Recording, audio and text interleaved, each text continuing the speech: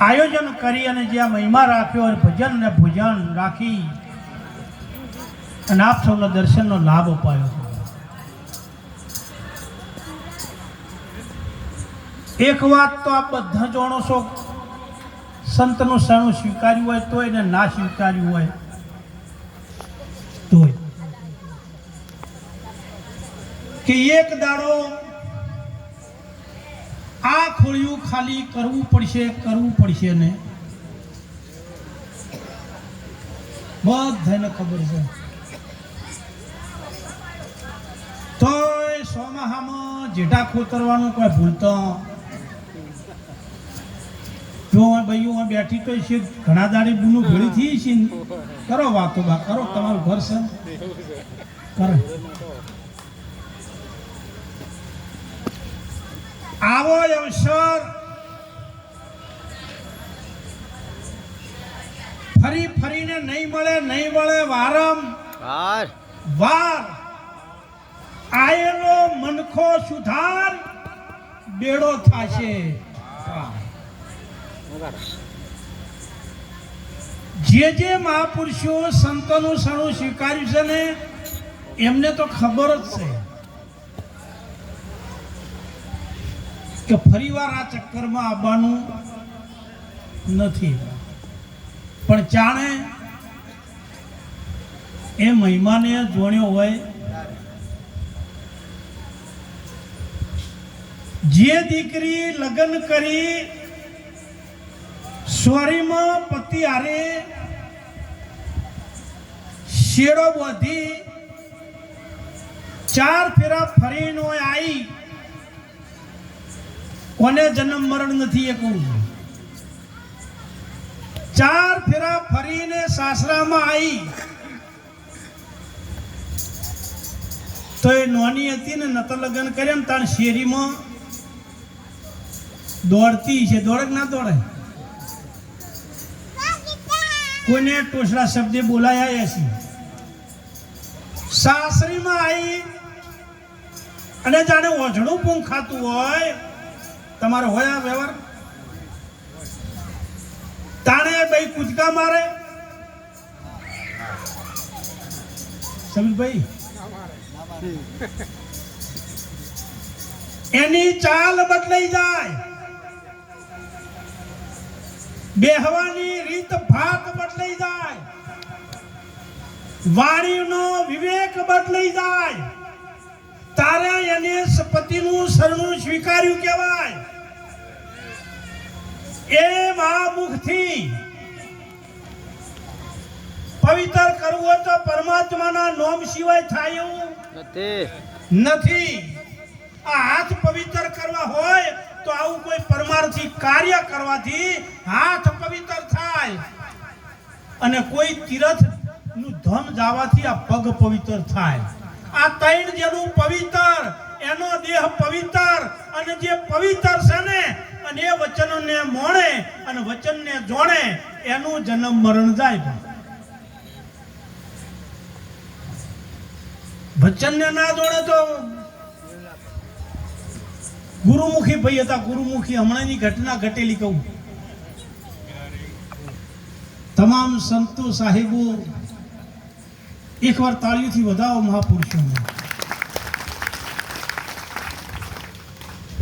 ગુરુમુખી ભાઈ ઉપદેશ લીધેલો અને ગુરુ કરાયેલા,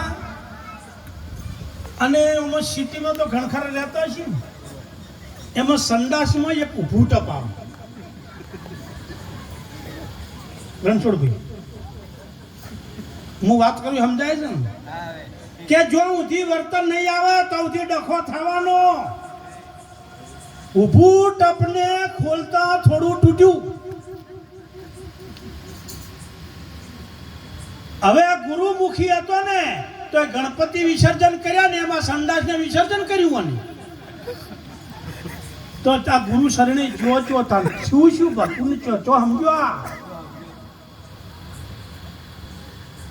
પતિના આને શીડો બોધીને જેને શરણું સ્વીકાર્યું, જે પત્નીએ પતિનું શરણું સ્વીકાર્યું ને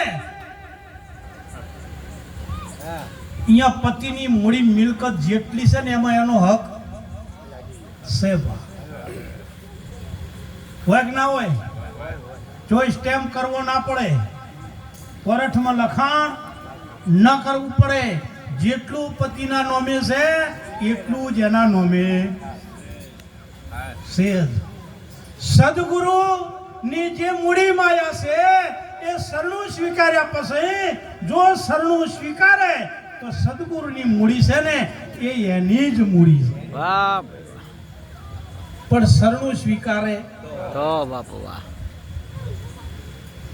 તમે જુઓ ઘણા મહિની વાણીઓ બોલાય, હાલ સુંદર વાણી ના બોલી ભાઈ. હાળી આવે તો શું કીધું? અનબુન આવે તો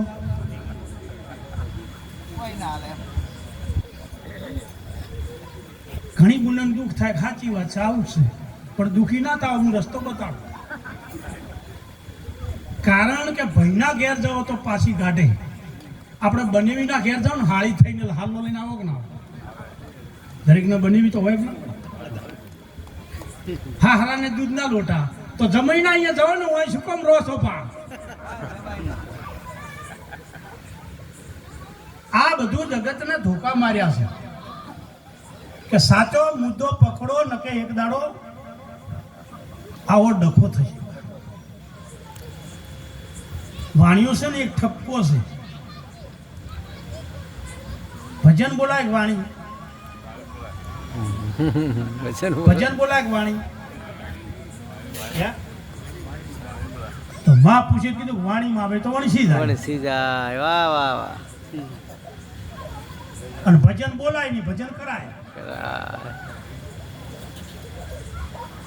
આ વાતો છે અટપટી, ઝટપટ લીખી ન જાય. અને જો ઝટપટ લીખી જાય તો બધોય ડખો મટી જાય. વાણી સંતોના શરણે રહીને સંતોની વાણી બોલાય, આપણી નહીં. સદગુરુની વાણી બોલાય. કેવા કેવા મહાપુરુષો ઈશારા કર્યા છે.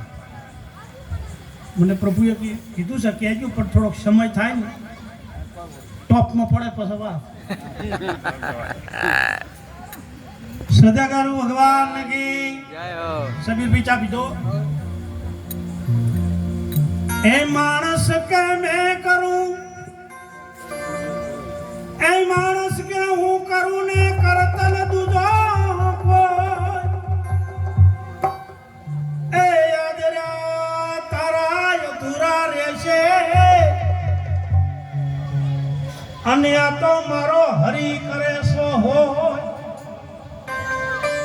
હે યાદ રહ્યા તારા અધૂરા રહેશે.